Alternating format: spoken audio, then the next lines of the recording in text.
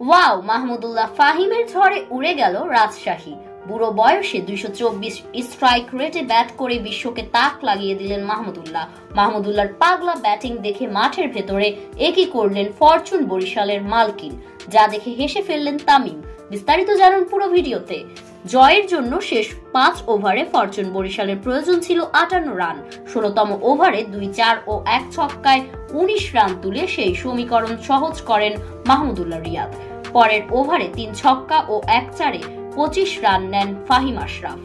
দুই middle order ব্যাটারের এমন ঝোড়ো ব্যাটিংয়ে 11 বল হাতে রেখেই জয়ের বন্দরে পৌঁছে যায় ডিফেন্ডিং চ্যাম্পিয়নরা।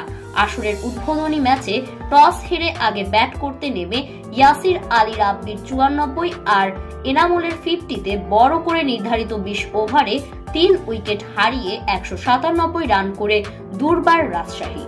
জবাবে খেলতে নেমে 19 ওভারে 1 বলে 6 উইকেট হারিয়ে জয় নিশ্চিত করে বরিশাল।